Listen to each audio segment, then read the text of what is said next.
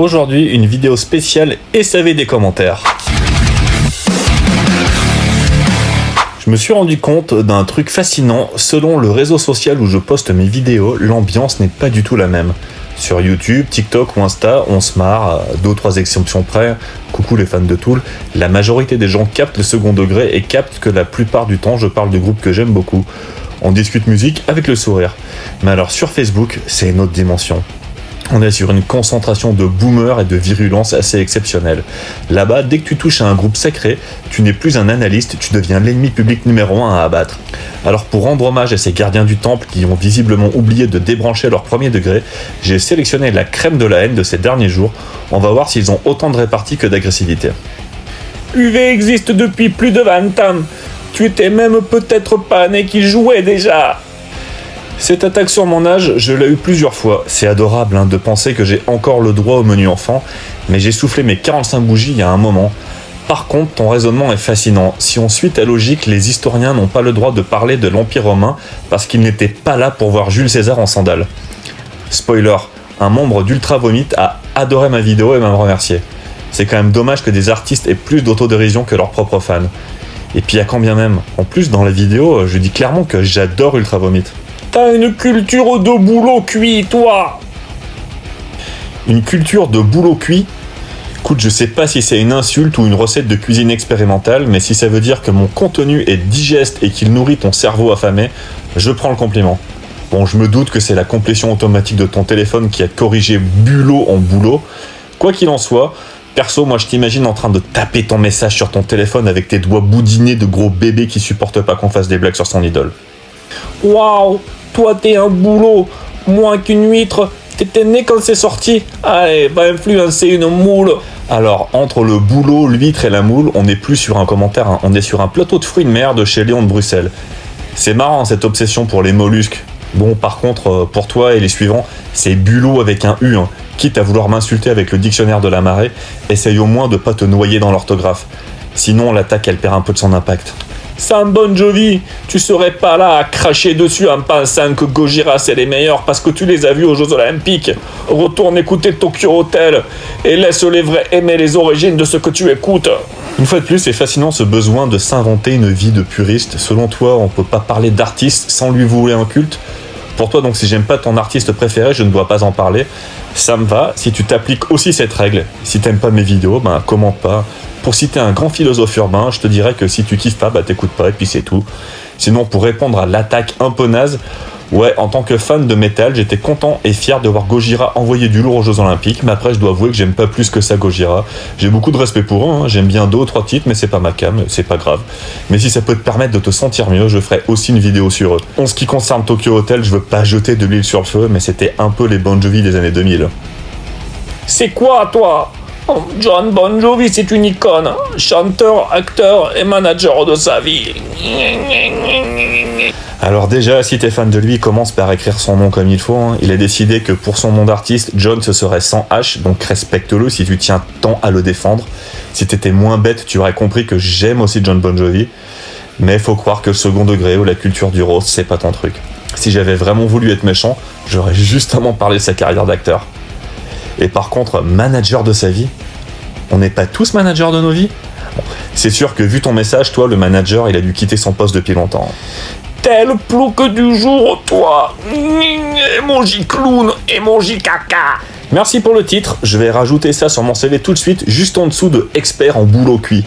C'est marrant, on sent que tu voulais vraiment me blesser, mais tu as choisi l'insulte que mon grand-père lançait aux gens qui doublaient dans la file d'attente au supermarché.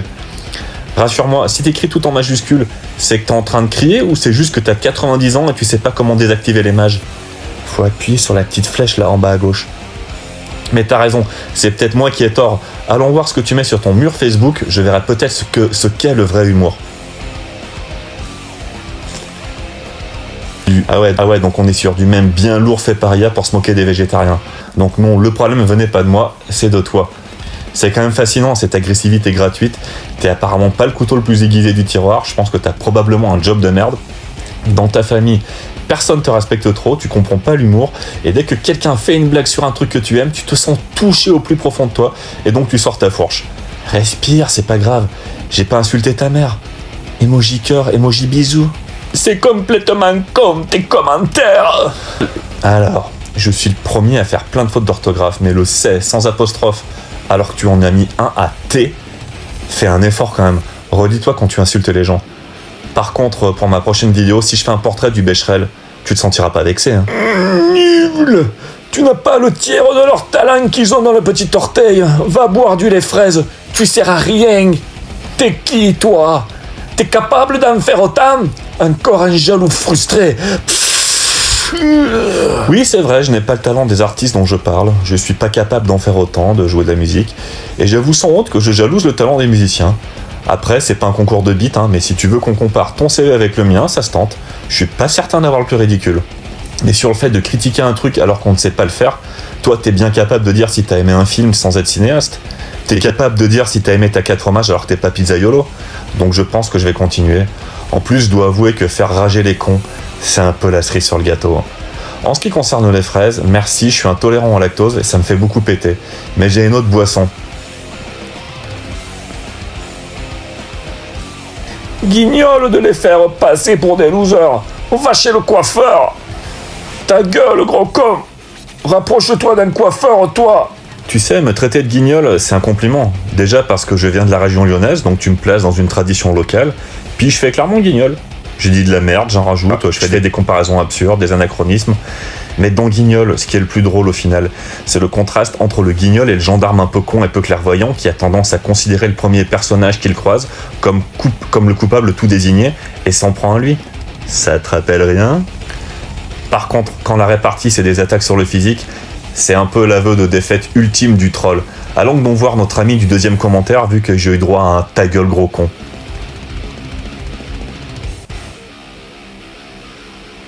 Alors mon pépère, est-ce que tu penses être en capacité de te moquer du physique d'autrui? Les cheveux longs plaqués en raie au milieu devant pour cacher les golfs qui reculent de plus en plus avec les années. J'ai l'impression que sous la douche tu utilises de plus en plus de savon et de moins en moins de shampoing, non? Tu voudrais pas m'accompagner chez le coiffeur et assumer ta calvasse? Bon, vous l'aurez compris, cette vidéo c'est avant tout pour la déconne. Je le dis haut et fort assez souvent. Dans mes vidéos, je fais des portraits rapides et je dis des conneries volontairement. La majorité des gens comprennent.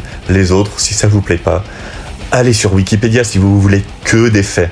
Je tente de vulgariser, de décortiquer des artistes avec un angle, une vision, et surtout de l'autodérision dans un format court.